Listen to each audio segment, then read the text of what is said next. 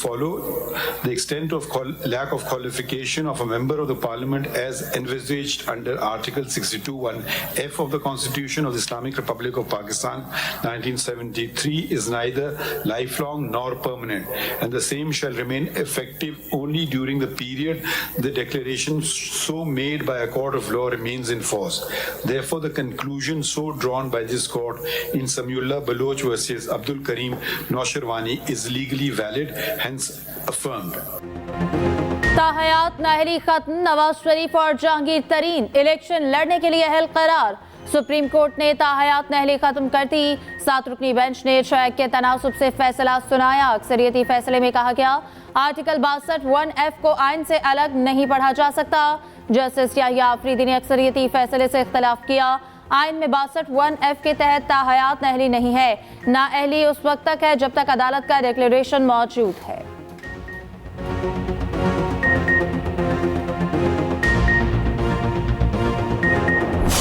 Election Commission of Pakistan is not doing something in accordance with the Constitution or the law, we can look into it. But we are not the Election Commission of Pakistan. This point was also made very clear to you when the matter of elections came before us, that we will not settle the date of elections, which is the President or the Election Commission of Pakistan, or both they can do so. And they did so. We are not, if you're going to say today someone's paper has been snatched, someone's paper has been rejected, then what we are doing in law would be assuming the duties of the Election Commission of Pakistan, which is not our job. क्या PTI चाहती है 100% उम्मीदवारों के कागजात मंजूर करें? Election commission की report पर एतराजात हैं तो तहरीरी जवाब जमा कराएं। चीफ जस्टिस के लेवल प्लेइंग फील्ड केस में रिमार्क्स। कहा हमें बताएं इलेक्शन कमीशन की रिपोर्ट में क्या गलत है, अपने दुखड़े ना सुनाएं, तहरीरी तौर पर जवाब दें। वकील लतीफ खोसा बोले जिस वजह से रिपोर्ट मांगी गई उसका एक भी जवाब नहीं दिया। सारी दुनिया को इल्म है हमारे साथ क्या हो रहा है। चीफ जस्टिस ने रिमार्क्स दिए हम दुनिया को अदालती कार्रवाई खुद बराह रास्त दिखा रहे हैं। किसी इदारे पर एतमाद नहीं तो बताएं, हम हुक्म दे देते हैं। इंतखाबात कराना इलेक्शन कमीशन का काम है, हमारा नहीं। इलेक्शन कमीशन के दायरा इख्तियार से मुतल्लिक मामलात अदालत क्यों सुने? जस्टिस मुसरत हिलाली ने इलेक्शन कमीशन के वकील से कहा कागजात नामजदगी छीने जा रहे हैं, ये सब हमें टीवी पर नजर आता है तो आपको क्यों नहीं? समात आइंदा पीर तक मुलतवी।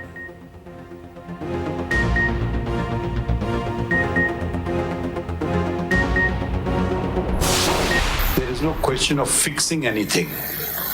Now it is only a question of posterity and history. You can't fix anything because the sentence has been carried out. So you can't possibly fix it. How do we go about establishing that fact? And the exercise involved in establishing that fact requires inquiry into the matter because there is no other argument. The only argument Article 4 is violated because judges at that time were not independent. If it was unanimous court or a larger court, one judge would not matter.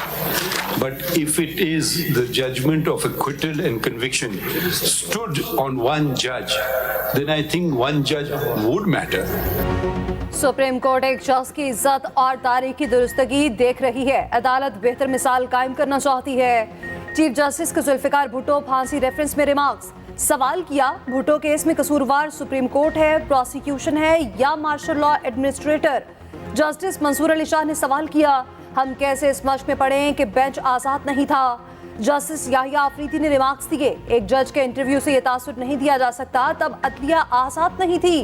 Chief justice ने remarks दिए इस case में एक जज की राय को नजरअंदाज नहीं कर सकते। एक जज के अक्सरियती वोट से एक शख्स को फांसी दी गई। समाअत फरवरी के तीसरे हफ्ते तक मुलतवी।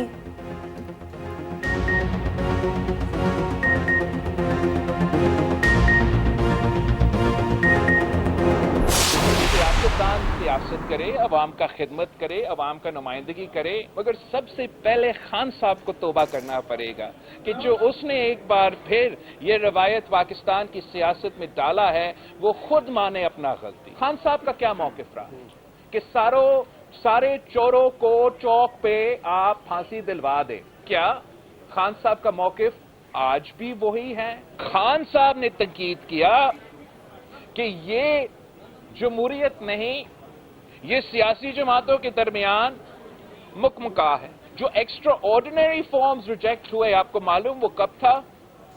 2013 का इलेक्शंस में जब खान साहब को लॉन्च किया गया, पीटीआई का अगर कोई मकसद है तो वही है कि मैं खेलूंगा या किसी को नहीं खेलने दूंगा। हम चाहते हैं कि कोई बहाना अब ना बने इलेक्शन को डिले करने के लिए, और हर सूरत में फरवरी 8 पे इलेक्शन होगा।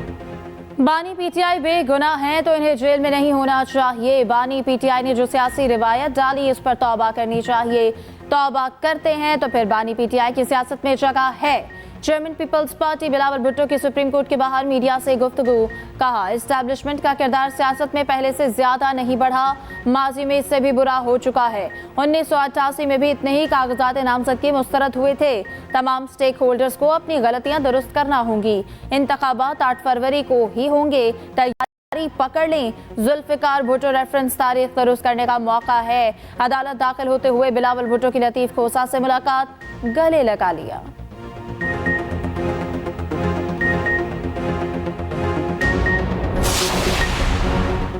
कोई हल्का और नशिस्त खाली नहीं छोड़ेंगे। चाहते हैं अंडर 19 टीम लड़ानी पड़ी, इलेक्शन जरूर लड़ेंगे। रहनुमा पीटीआई बैरिस्टर गौहर की अडियाला जेल के बाहर मीडिया से गुफ्तगू, कहा टिकटों की तकसीम पर बानी पीटीआई से आज आखिरी मुलाकात होनी थी। बानी पीटीआई से आज मुलाकात की इजाजत नहीं दी गई। उम्मीद है अदलिया अपना किरदार अदा करेगी।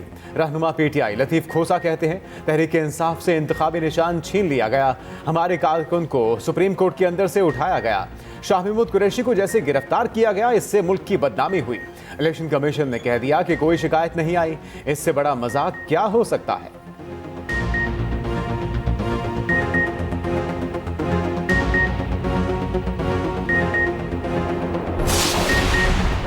साइफर केस में बानी पीटीआई की रिहाई की रूबकार जारी। ऑफिशियल सीक्रेट एक्ट अदालत के जज अबुल हसनात ने रूबकार जारी की। बानी पीटीआई तोशाखाना और 190 मिलियन पाउंड केस में जेल में ही रहेंगे। दूसरी जानिब तोशाखाना केस में बुशरा बीबी की अदम हाजिरी पर फर्द जुर्म आयद न हो सकी। अदालत ने बुशरा बीबी का 1 रोजा हाजिरी से इस्तिस्ना मंजूर कर लिया। उधर बानी पीटीआई को 190 मिलियन पाउंड रेफरेंस की नकूल फराहम कर दी गई।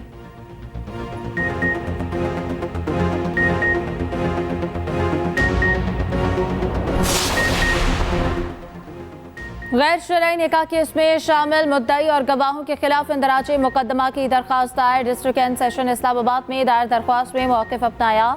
मुफ्ती सईद और मोहम्मद हनीफ ने अपने पढ़ाए हुए निकाह को गलत करार दिया।